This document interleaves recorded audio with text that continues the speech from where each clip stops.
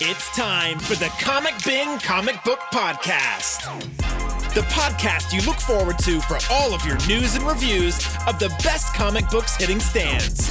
Whether it's DC, Batman, Wonder Woman, Marvel, Spider-Man, Image, Spawn, Saga, Boom, Once and Future, Power Rangers, or whatever book or publisher you follow, we cover them all here. this is the place for you. That's right, it's for everyone. This is the Comic Bin Comic Book Podcast. Let's get it.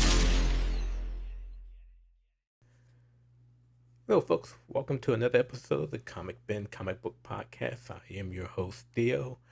Back again on your favorite podcast platform and here on YouTube. Got a good episode for you tonight.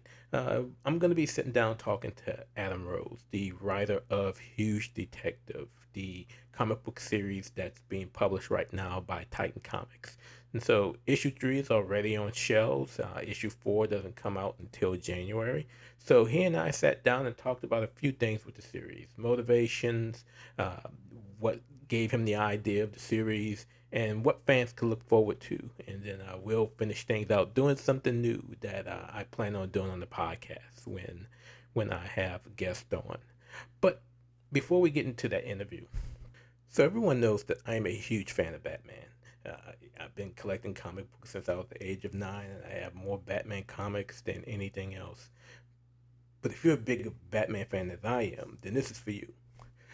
Prop Store and Warner Brothers Discovery Global are getting together to do an auction of 85 Batman props and costumes in celebration of Batman's 85th anniversary in comic books and in film.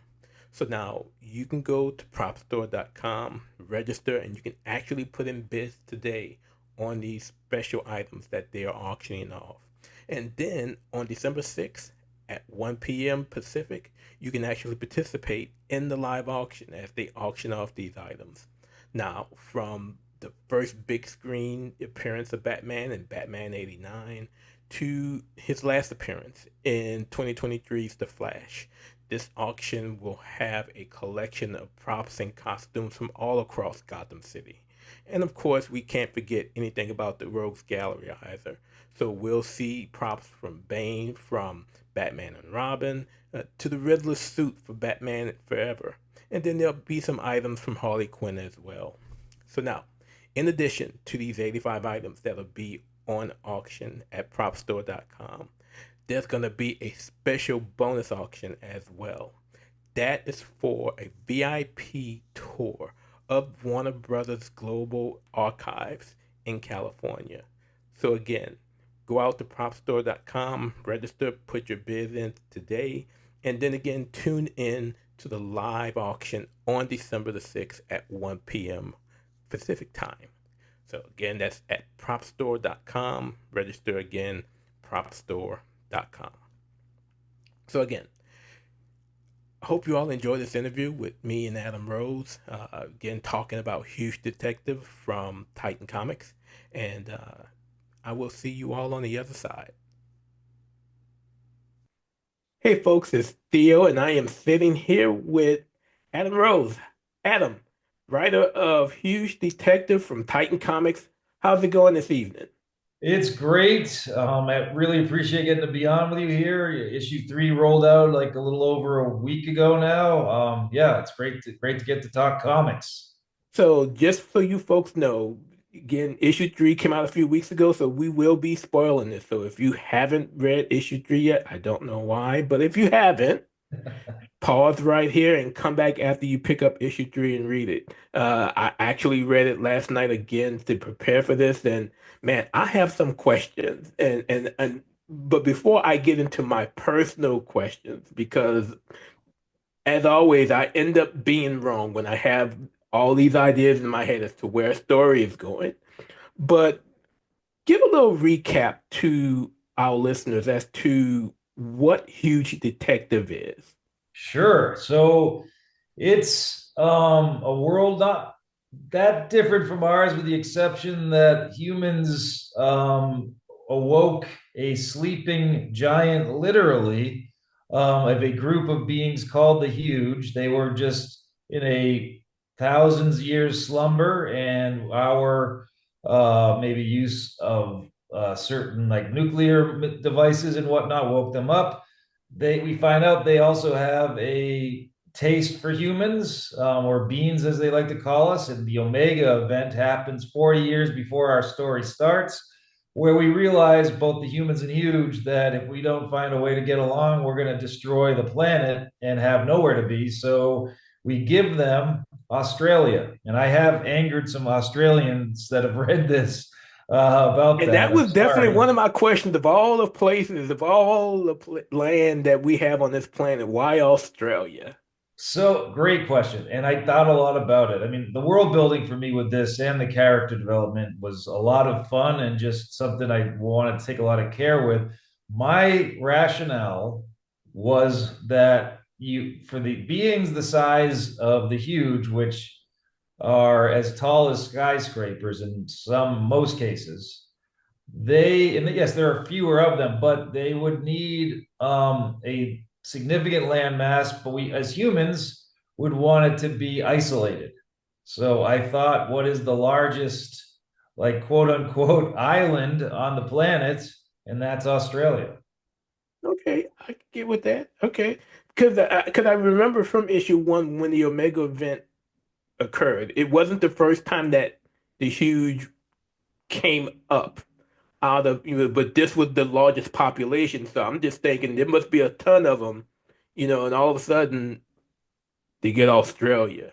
It sounded almost like Lex Luthor in Superman 2, like Australia. So yeah, so the isolation piece does make a lot of sense, especially considering they do have somewhat of an appetite uh for us beings.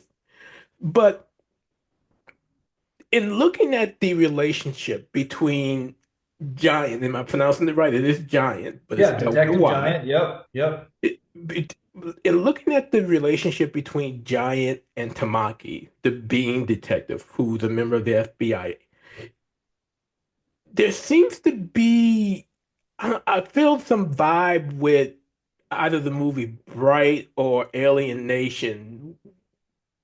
Was there some inspiration taken from that? But what's You behind that You relationship? are a spot on person, because I didn't really realize that how influenced I was from Alien Nation, because I watched that, I watched the movie, Oh, I and the watched TV show.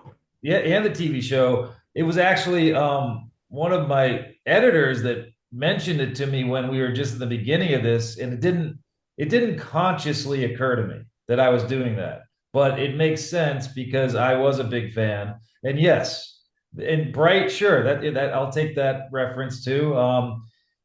Similarly, I mean, Enemy Mine to some degree. But yes, it's a relationship where there's a lot of firsts. Detective Giant is the first huge to be with humans on U.S. or any human soil to help investigate these murders. And we see, like, Magenta and I were very meticulous with just having little sprinklings of details showing how, like, old graffiti or signs that show how the distrust between the humans and the huge still very in the present.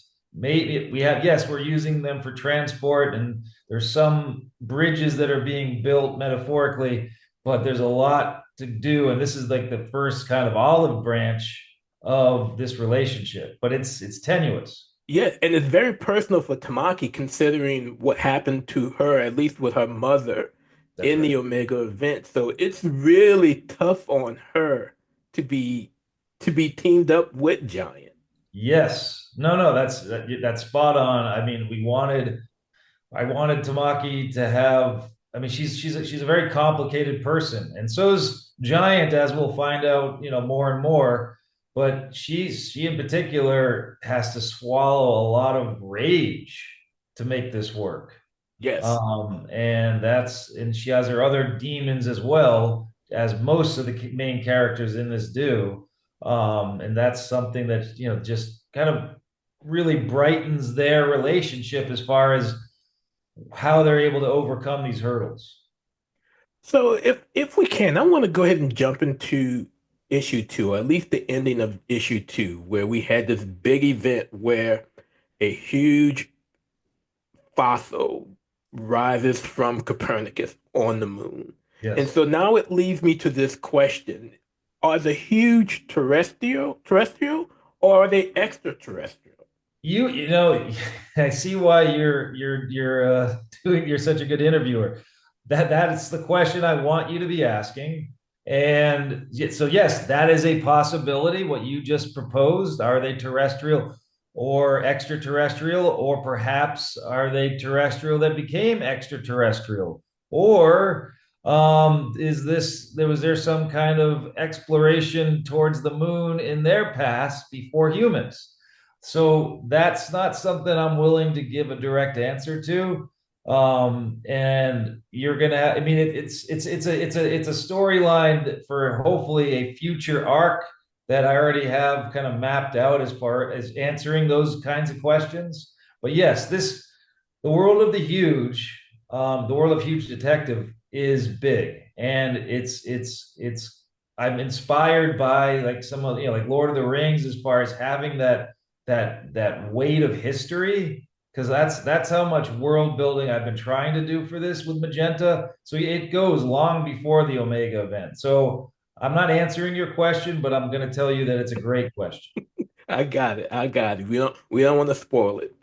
So you mentioned earlier there are a lot of main characters in this story.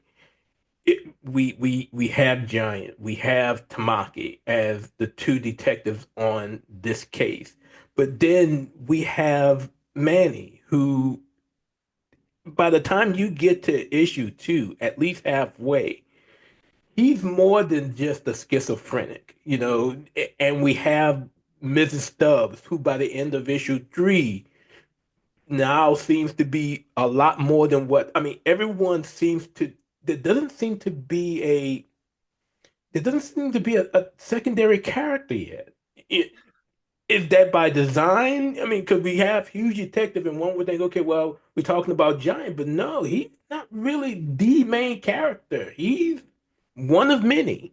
This is an ensemble, and because of the like murder mystery side of this, I'm also inspired by like the Orient Express, like Agatha Christie. So there is that feeling that like that there, yes, there are multiple main characters, so it's more of an ensemble story. Absolutely. So is there magic at play here? Because there definitely is a connection.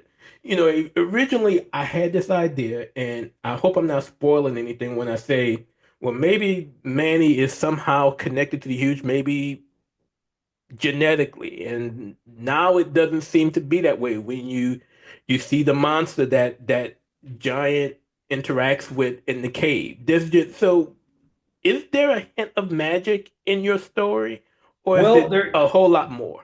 there is, I'll say that it's, I won't directly call it, I won't use the word magic, but there is, and Giant even mentions that his people, it hurts to talk out loud. It takes effort for him. It's painful to do so, and to do so quietly without like bursting Tamaki's eardrums or making her head explode. So they speak telepathically with each other. So that, if you want to, put that in the realm of like magic or certainly supernatural, yes, there is a supernatural Okay. Who is Mrs. Stubbs? element. What gave you that inspiration for her as a character? She's, I think it would appear she is more than just Manny's mother. Oh yeah, no, and similar to how you talked about earlier, Tamaki's traumatic past with her parents. Let's just say everyone in this story, even if they weren't born during the Omega event, they are still feeling the Omega event. And Mrs. Stubbs is a complicated person who has both what she considers, and I've heard other people say this, so like as far as when you're creating a Darth Vader kind of character, if you will, or someone who is the antagonist to the story, they think they're the protagonist. And if I, in my opinion, when I'm trying to create a character, if I don't, I can't see them in black and white. Like it's not evil or good. She is a complicated person who thinks she has the answers to her challenges. Nothing is clear And cut. yeah, yeah. So she is someone that you should definitely be keeping a very close eye on. Yeah, I will say I've gone from I've gone from being very dismissive of Manny to being very sympathetic of him as a character now, seeing that it's not only Mrs. Stubbs that's manipulating him, it's the psychiatrist also who insists on being called auntie. So he's really more sympathetic a character than he's initially, in issue one thought to be as being this serial killer. Now we find out, well, there's not just humans that are being killed, there are huge being killed as That's right. well. That's right. There's a Good. Yeah. whole lot.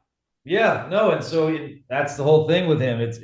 The whole, even back to the first issue, we don't know we know that he will only talk to a huge, and we know he's obsessed with them. We don't know if, we know he was either the witness or that he's the suspect. And that's what needs to be determined. No, I feel like I wanted to be really careful with my design of Manny. I wanted to be really respectful of anybody like dealing with any kind of mental difference. So I feel like yes, he is schizophrenic, and it's a challenge, and obviously it also puts him in a box by people like others that see him. They automatically have these preconceived ideas, and that's something I wanted to just explore a lot with this whole book is kind of obliterating people's preconceived notions. Okay. So we have issue four that's getting ready to come out. What can we expect, especially considering what happens at the end of issue three, where that bomb goes off? And it seems that not too many people survived that bomb. It was Tamaki and, of course, Giant and maybe one or two others, but everybody else dead. So, what can we expect without spoiling issue four? Well, I really something I love about comics, and in particular single issue comics, is that ability to end with that just like hopefully jaw-dropping final page or panel. So similarly, I think that first page in the next issue, and I've seen Magenta's pages and they're gorgeous. You are automatically like both satisfied, but also hopefully another kind of like jaw dropper. Oh, I gotta turn every page of this. This is what is happening here. So let's talk the art from Magenta King. How did the two of you connect for this story? So I'm a big fan of his work from Dark Horse's Jenny Zero, and he that had a lot of kaiju in it. And I reached out to him, like actually it was at the beginning or middle of the pandemic, and I just cold called him on some social media, I think Instagram, and he took a look at my idea and he was automatically in. And then he lives in Brazil. We just started zooming like every other week and really getting into it. Like I've had artists I've worked with before, but this is the first time where we really like we're riffing off each other and building out this world in ways that just what I had written wasn't. Then I'd go back in and expand even more. And in fact, I had the rare pleasure. He came up here to LA from Brazil. We had Patton Oswalt and Jordan Bloom hosted Creator Con at Revenge of, and I got to be invited with Magenta. We got to do a signing, and having him here, and we already have these other, like we were sketching out these awesome kind of inventive panel configurations for a couple pages in issue 5 and 4, and we're talking about what's going to come next. We have like an idea for a one shot for this, plus a whole different idea of a series that we're like just slowly building. So he's a special artist. He's very manga inspired. If you look at his style, and he'll tell you to your face how that manga is a big influence for him. And he just, I don't know. When I thought of the characters of this, he was like just the automatic ask, and I'm lucky, to have him. So you mentioned one shots and spin-offs. How big, pun intended, can the huge detective universe be? Well, I think the answer is in the first three issues you have. If, not everybody does, but if you take the time, the case file at the end of each issue, Hmm. that alone for me is like our building blocks for spin-offs or one-shots. Like Yes, some of and those stories could easily be turned into like some issues. Plus, yeah, so and I have like these other like kind of mini story arcs involving maybe not Giant and Tamaki directly, but the world of Huge, pardon the pun, is huge. so we got about a little bit over a month because issue number 4 comes out in January. Yep. That gives you guys a whole lot of time to get out there and catch up on the first 3 issues. You can get at comic shops everywhere and digitally. Before I let you go, this is something new I'm doing for the podcast. So we're gonna do a little rapid fire. All right, Great. Yes. real quick questions. You get one response. All right, let me know when you're ready. Ready. Okay, here we go. Batman or Superman? Superman. All right, Captain America or Spider-Man? Spider-Man. All right, so now Superman versus Spider-Man. Superman. Okay, okay, you had to put some thought into that one. All right, so since we're talking about detective work and things of that nature, Perry Mason or Matlock? Perry Mason. Okay. All right. Robotech or Gundam? Robotech. Oh, there we go. All right.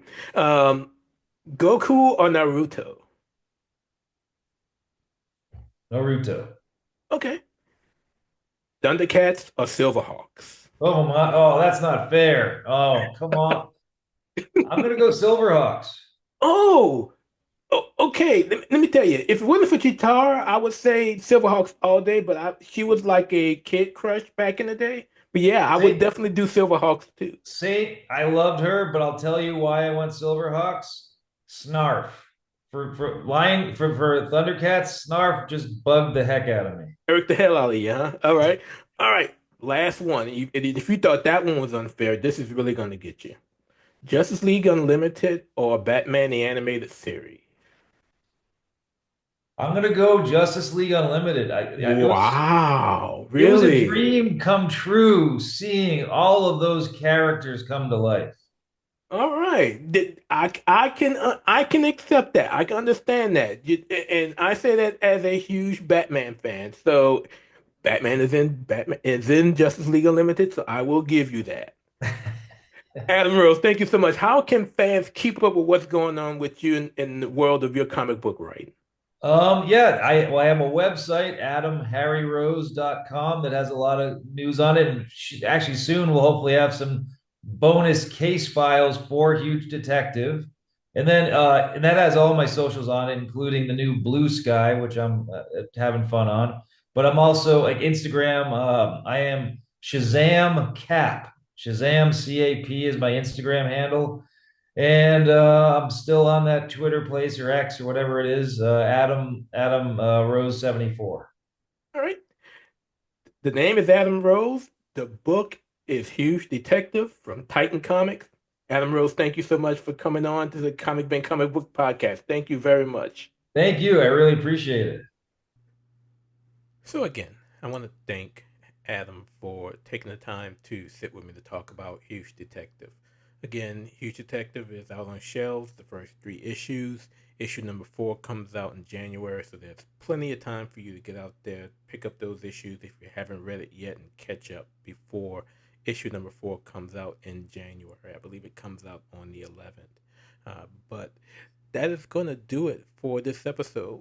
Wait, no top 3, no top anything this week. No, and the reason why is I actually plan on coming back for Thanksgiving and actually giving my best books of books coming out this comic book week. So be on the lookout for that. And there are a ton of things that I am reading this week. So over at DC, I'm going to be reading Detective Comics number 1091 from Tom Taylor and Mikel Janin. I'm also going to be looking at Action Comics number 1077 from Mark Waid and Clayton Henry. And then Joshua Williamson is back with Superman number 20 with art from Dan Mora. We get that saga with Superman and Superwoman fighting Doomsday. And then we get issue number 2 of Absolute Wonder Woman from Kelly Thompson and Hayden Sherman on art. Now, also out this week, we have the very first issue of Justice League Unlimited from Mark Waid and Dan Mora. Every superhero living on a watchtower. We're going to see how that goes, especially considering what we saw. If you haven't read the question yet, from DC as well. The question along the watchtower. Strongly suggest you take a look at that. That came out this past week. It was really good in my opinion. I'm gonna try to get Ian from the Batman universe on the podcast so that we can talk about it. He and I got some differing opinions with regards to issue number 1 of the question. So hopefully I can get him on the podcast and we can talk about that. But again, Justice League Unlimited is out this coming Wednesday as well. And then also out from DC this week, Black Canary, the best of the best from Tom Taylor and artist Ryan Sook. Let me tell you, that cover for the first issue from Ryan Sook is just absolutely beautiful. It's the one that I'll put on order and will be picking up. Now, moving on over to Marvel Comics, we have issue number 10 of Ultimate Black Panther from Brian Edward Hill with art from Carlos Nieto. We also have the very first issue of West Coast Avengers. The West Coast Avengers are back with this new series written by Jerry Dugan with art from Danny Kim. We will see how the West Coast Avengers work with this new team that Iron Man is putting together that will include some famous bad guys. The first one being Ultron. So we will see how that all plays out with West Coast Avengers. That's going to be out on Wednesday.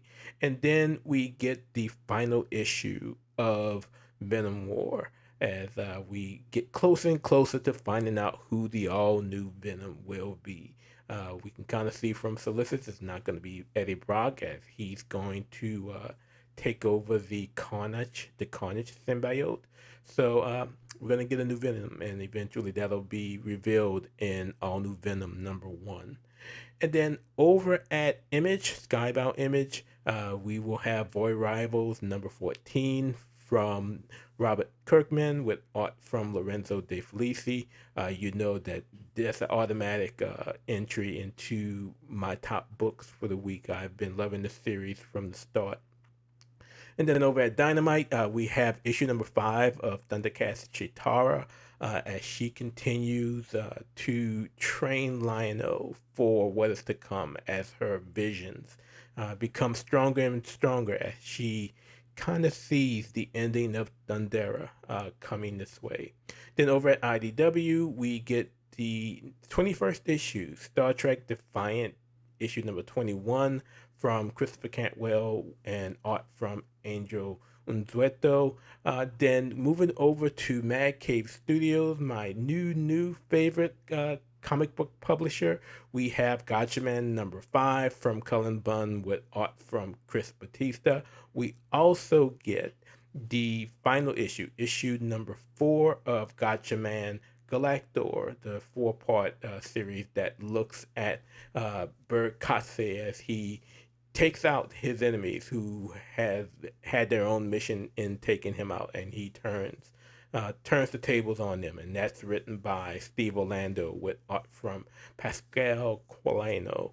And then we have one other series coming over from Mad Cave Studios. That is Synap. Synap number 1, that is written by Christopher Moses with art from Andrea Gianni.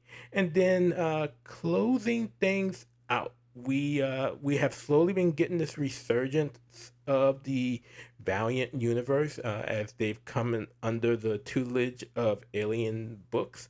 And so we get the resurgence of the Valiant universe number 3, written by Fred Valente with art from AJ Ampadu.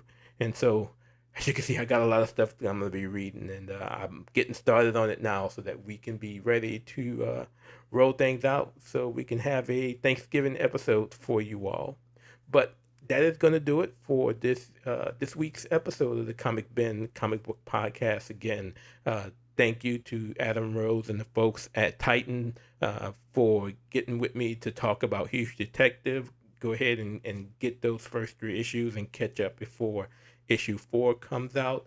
And again, if you are a Batman fan, take a look at the auction page over at propstore.com and bid on some of those items. I mean, they got some really, really, really awesome things over there. I saw that they have the Robin suit from Batman and Robin. I saw the Bane outfit from Batman and Robin as well. There's just a ton of stuff that you can take part of. And again, register, put your bid in, and actually tune in to the live auction that's on December 6th.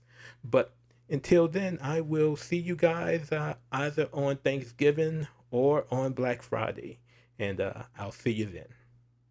That is going to do it for this episode of the Comic Bin Comic Book Podcast. I'd like to thank you all for your continued support of the program. The Comic Bin Podcast, as well as the Comic Book Spot, are a part of the Comic Book Source family of sites and media. You can follow the podcast on Twitter X at comic_bin, or my personal account at batmanfan_4life. You can also find us on Facebook, Instagram, Blue Sky, and Threads. We're all over social media.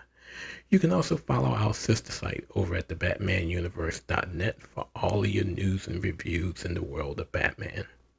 Tune in next time as we give you more in the world of comic books. Again, we truly appreciate your support. But until we meet again next time, keep reading those comics.